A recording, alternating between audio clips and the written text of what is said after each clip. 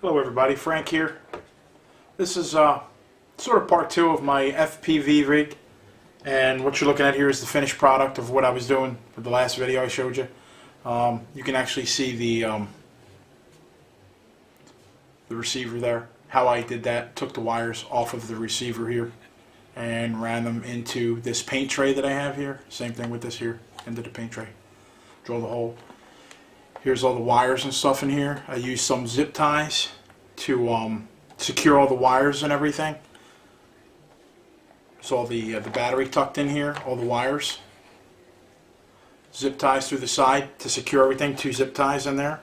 Again, the receiver's held on with a couple blocks of wood, one here, one there.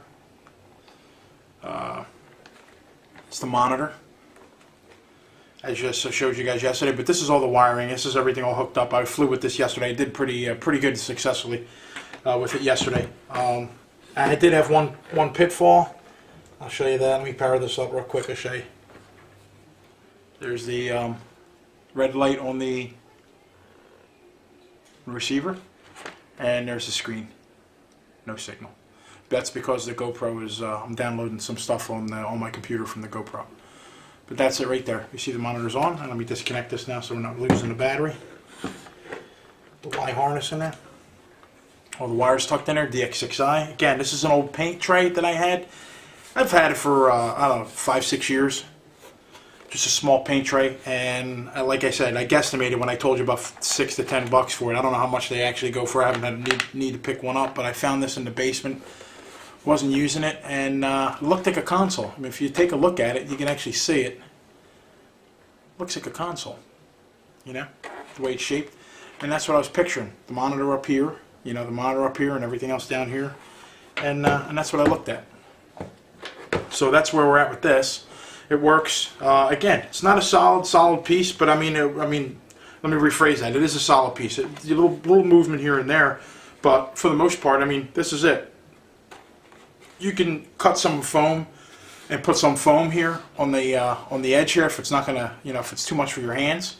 But for the most part, you know, it's not uncomfortable. It's very movable, very light. I mean, this is with everything in it. It's really light. I haven't weighed it, but it feels like maybe 2, maybe 3 pounds, if that, at the most, with the receiver and all. So that's not that bad. One thing I did yesterday, I had to move the transmitter from on top here to the side here.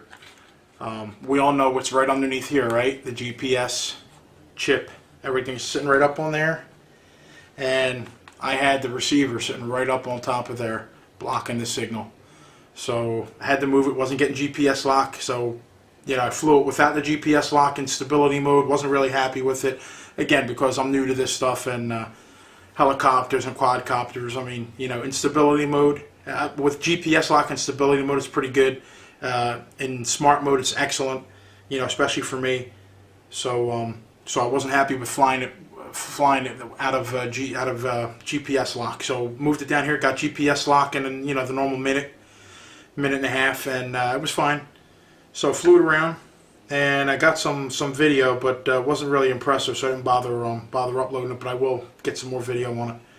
And this is the setup here for now. I'm waiting on new antennas with the I guess you want to call them female connectors in there, the female SMA with the hole in it instead of the little tab or the little center thing in there, because I have the same. I guess we want to call them male connectors on the receiver and on the receiver and the transmitter. So I'm waiting for female antennas to work that out so I can take off this extra weight here.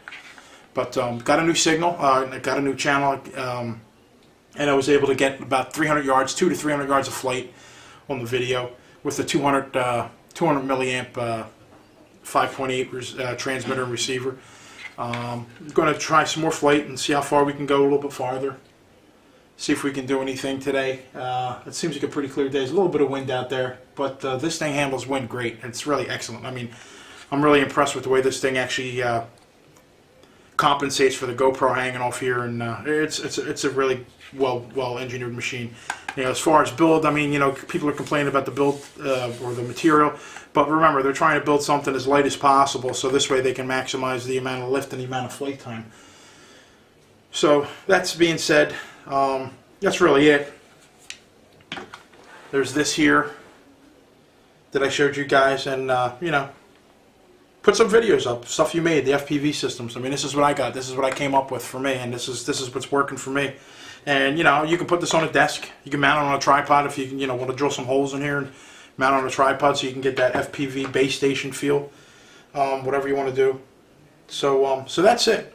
Please comment, quote, whatever, leave something, ask questions, whatever you have. But I mean, that's it in a nutshell. I used yesterday, like I was explaining to you, a plastic welder here. I had a plastic weld up here to solidify this, but for the most part, you know, she's working fine. She's working fine. I've been flying out of my backyard, which is a lot of the scenery you've been seeing. I haven't been down at the field or nothing to get down there, but I'm going to try and get out there and fly. I happen to live, I'm in Jersey, and I live, I want to say, between two airfields. I'm actually off a little bit, but if I walk out my front door and I point slightly to my left and point straight ahead, I have two airfields out there, two little airports, and they're always being flown. And I also have McGuire. McGuire's close by too. Air Station McGuire, Fort Dix. And I get a lot of C-17s, I get a lot of KC-10s flying overhead, the occasional 707, I don't know, the KC-135.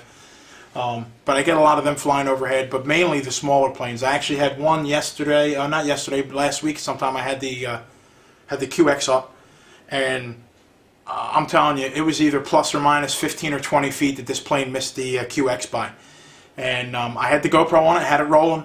If I would have turned it slightly to the left as it was pointing southwest, I probably would have seen him in my camera. But like I said, he was either plus or minus 15 or 20 feet above or below. That's how close it was. So I got to be careful flying out of my yard because I'm literally right here, and I fly. So I fly out of this stuff.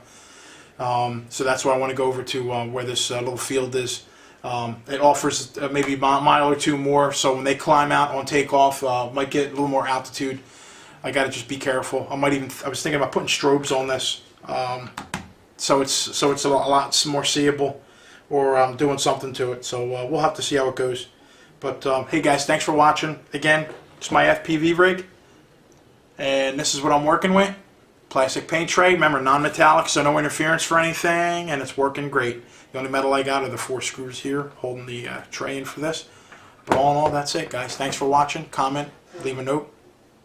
Thank you very much. Have a good weekend.